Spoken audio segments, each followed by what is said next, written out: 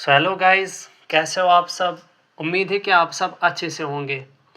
आज का जो हमारा नया टॉपिक है that is based on MRI. जैसे कि हमारे पास सीटी स्कैन है, एक्सरे है, फ्लोरोस्कोपी है, अल्ट्रासाउंड है, डेक्सा है। वैसे हमारे पास एक और इमेजिंग मॉडलिटी है दैट इज़ एमआरआई। एमआरआई होता है, इसकी फुल फॉर्म है मैग्नेटिक रेजोनेंस इमेजिंग। यहाँ पे एक वर्ड आया मैग्नेट, मीन्स कि यहाँ पे जो भी इमेजेस हमारे पास होंगी वो किससे बनती है, हमारे पास मैग्नेट से। मीन्स कि यहाँ पे जो हमारे पास एमआरआई की मशीन होगी, यहाँ पे इसके अंदर मैग्नेट होगा जिसकी वजह से हम क्या बना पाते हैं, हमारे पास इमेजेस बना पाते हैं। उसी को हम क्या बोलते हैं, मैग्नेटिक रेजोनेंस इमेजिंग। अब जैसे कि एक्सरे, सीटी, फ्लोरोस्कोपी, डेक्सा, ये सारे क्या थे, ये सारे इनवेसिव टेक्निक्स थी। इन्वेसिव का मतलब होता है कि उनकी वजह से हार्मफुल इफेक्ट्स आते हैं बॉडी में, बट जो एमआरआई है उसकी वजह से कोई भी हार्मफुल इफेक्ट नहीं आता है, क्योंकि ये बेस्ड है मैग्नेट पे। और वहाँ पे वो सारी चीज़ें किस पे बेस्ड थी, एक्सरे पे। एक्सरे क्या है, हमारे लिए हार्मफुल चीज़ है, लेकिन एमआरआई हमारे पास हार्मफुल नहीं होता। ये सिर्फ मैग्नेट है, मैग्नेट से हमें कोई इफ़ेक्ट्स वगैरह नहीं होते हैं। जैसे कि हमारे पास एक्सरे वगैरह था, फ्लोरो था, सीटी था, उनकी वजह से इफ़ेक्ट्स आते थे। अब ये नॉन इन्वेसिव टेक्निक है। यहाँ पे भी सीटी की तरह, जैसे सीटी में आपको 3D इंफॉर्मेशन मिलती है, यहाँ पे भी आपको क्या मिलती है, 3D इंफॉर्मेशन मिलती है about the structures of the body. अब ये जो 3D इंफॉर्मेशन है, अब जब आपको इमेजेस मिलेंगे, आप उनको तीन चीज़ों में देख सकोगे, आप तीन प्लेन्स में उनको देख सकोगे। एक तो आपको आप एक्शियल प्लेन में देख सकोगे, सेजाइटल प्लेन में देखोगे, और कोरोनल प्लेन में देखोगे। अब एक्शियल क्या होगा, एक्शियल में क्या क्या आपको दिखेगा।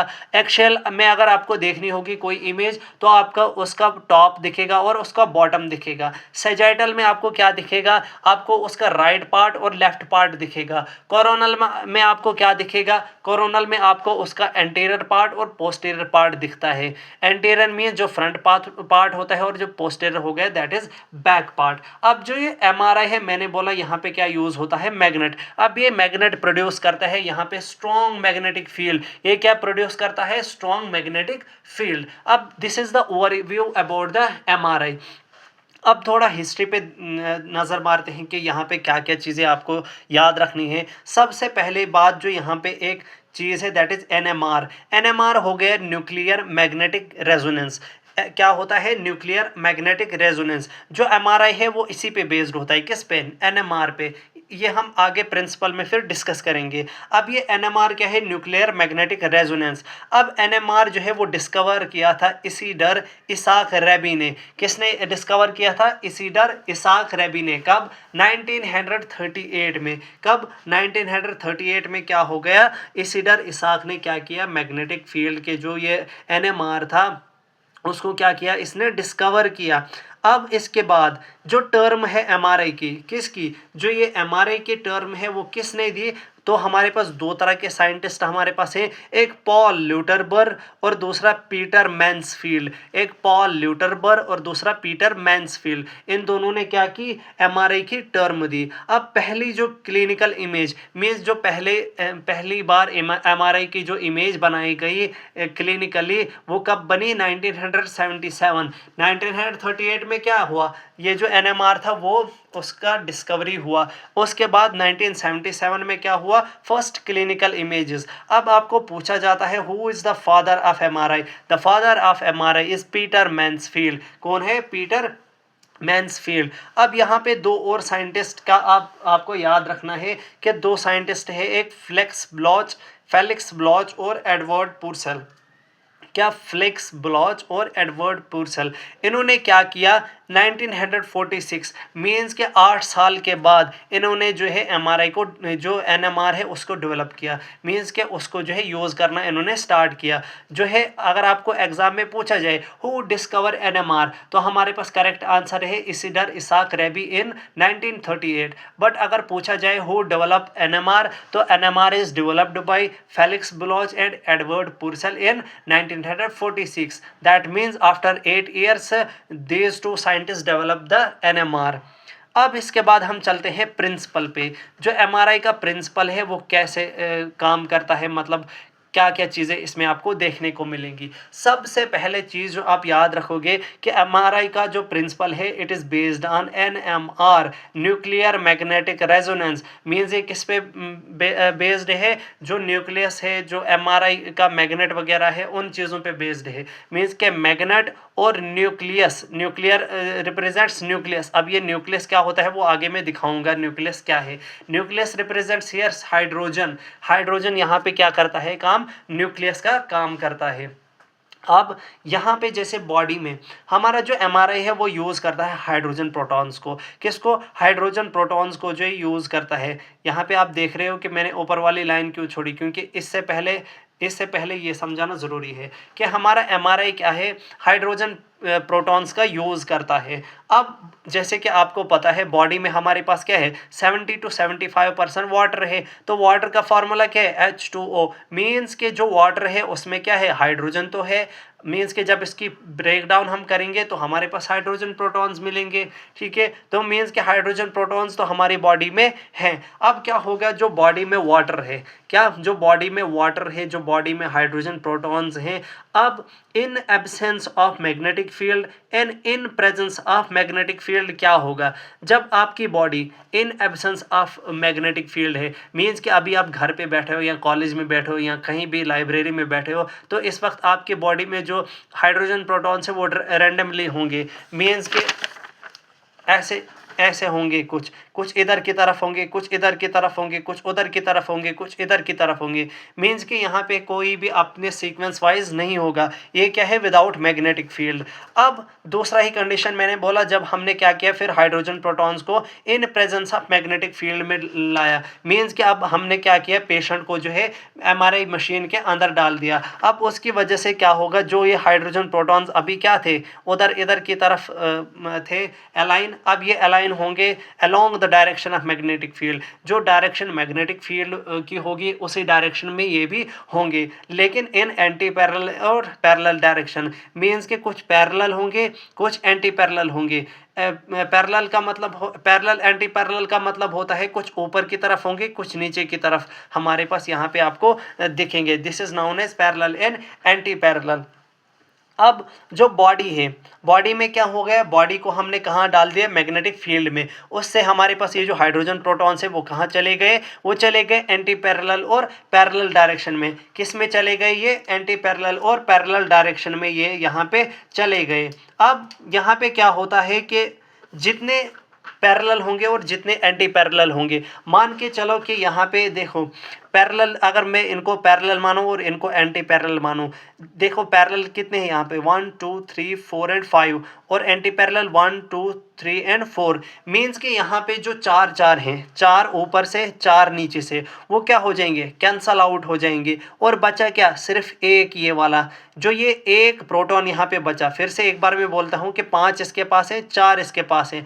अब इनमें से इक्वल जो नंबर्स होंगे प्रोटॉन्स के, वो कैंसल आउट करेंगे एक दूसरे को, वो क्या करेंगे, कैंसल आउट करेंगे एक दूसरे को। जो रिमेनिंग बचेगा, मीन्स यहाँ पे जो बचेगा, यहाँ पे बचा क्या, सिर्फ ये एक प्रोटॉन। मीन्स कि सिर्फ एक प्रोटॉन बचेगा, इसको हम बोलते हैं नेट।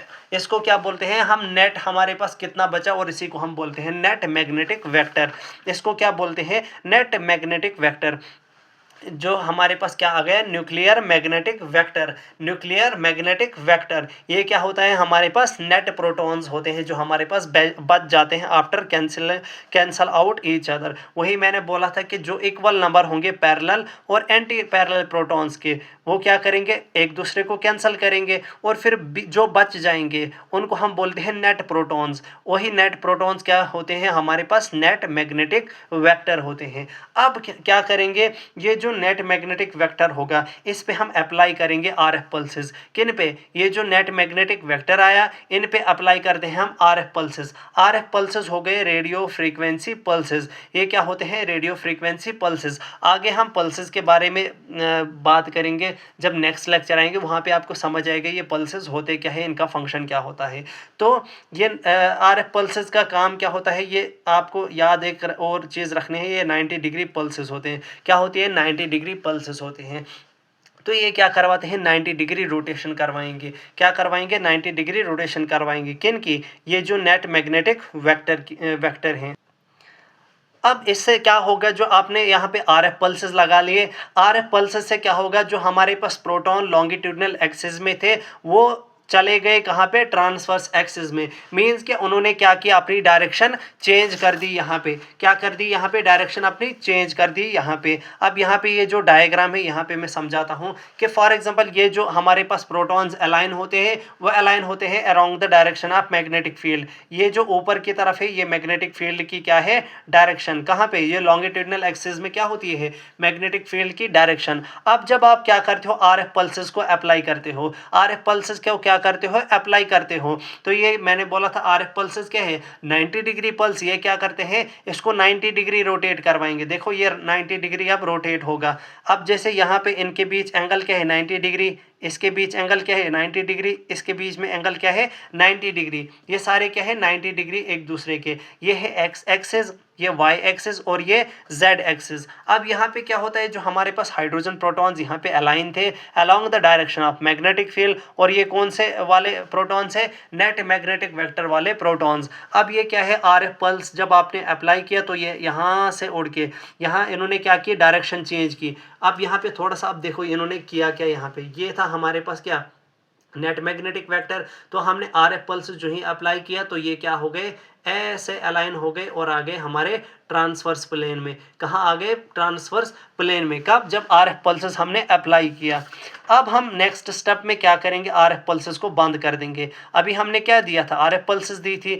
अब हम RF पल्सेस जब अप्लाई करेंगे, जो नेट मैग्नेटिक वेक्टर है वो वापस आएगा कहाँ से, ट्रांसवर्स एक्सिस से लॉन्गिट्यूडनल एक्सिस से, एक्सिस में।